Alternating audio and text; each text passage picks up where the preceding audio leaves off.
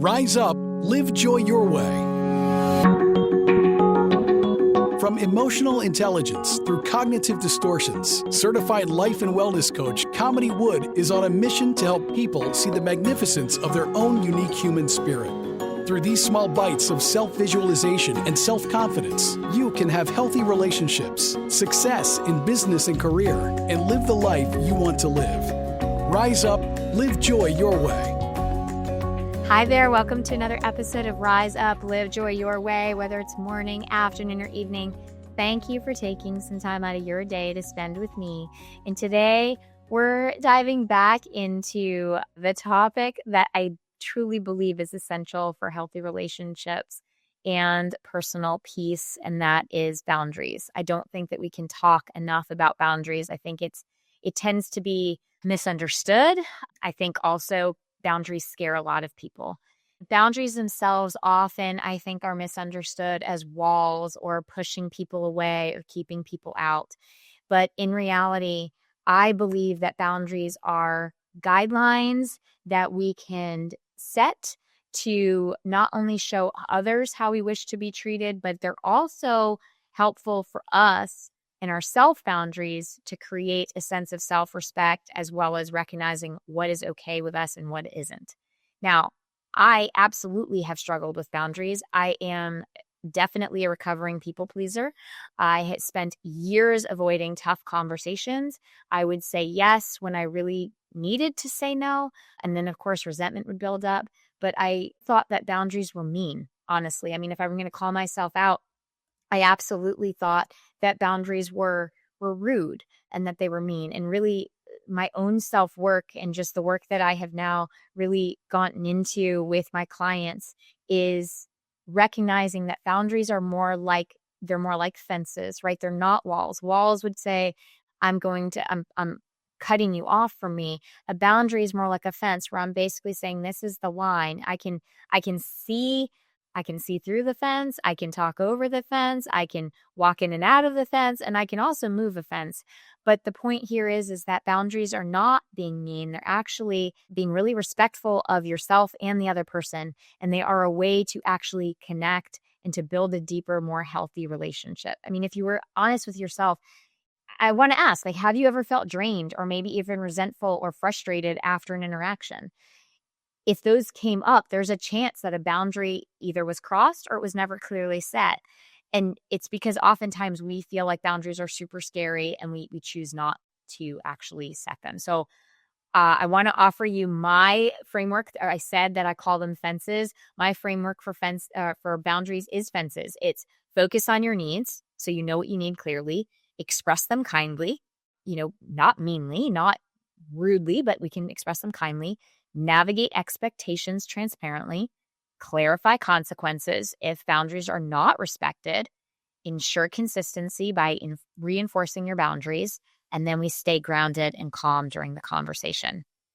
So, for example, if there's a work colleague that repeatedly interrupts your focused work time, instead of lashing out, which is one option, or staying silent and just ignoring it and having your resentment build up, you could actually potentially say, I'm noticing I really do need uninterrupted time to finish this project.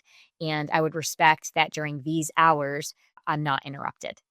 That's not mean. That's direct. That's really paying attention to what it is that you need and communicating it to the other person. Here's the caveat that I will say. Setting these boundaries, yes, it can be scary. And yes, people may have a negative response to it. Because when we set a boundary with people that we haven't had a boundary with before, they're going to have a reaction because they're a human being as well.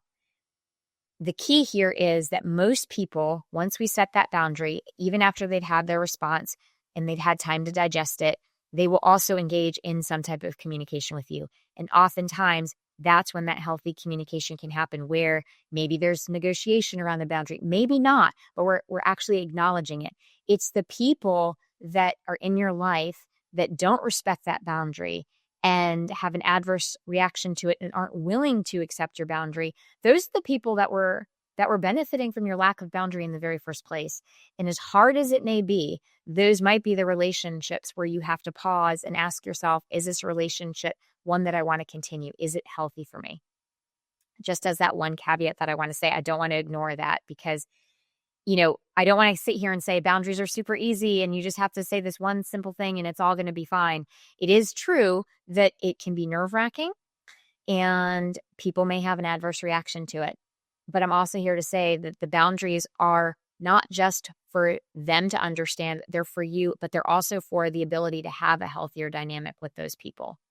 And so I would also say that, maybe if there's some big boundaries that you haven't set and that you want to set, maybe instead of jumping into that big boundary, practice with setting small boundaries daily, right?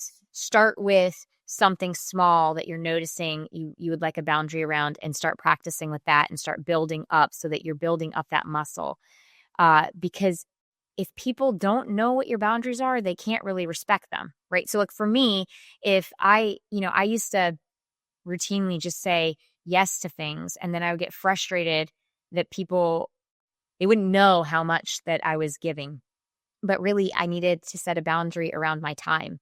They couldn't respect my time if they didn't know I had a boundary around my time because I wasn't communicating it to them. But once I'm able to communicate it, and now that I do communicate it, those in my life that have and want the relationship with me, they're able to respect that. And sure, there are people that were benefiting from me always saying yes to them before, that once I started recognizing that I only have a certain amount of time to give and started communicating my boundaries around time, and they weren't willing to adjust to that, some of those relationships did have to fall off because those relationships were no longer healthy for me. Communicating your boundary does create the pathway for those healthier interactions and those deeper connections with people.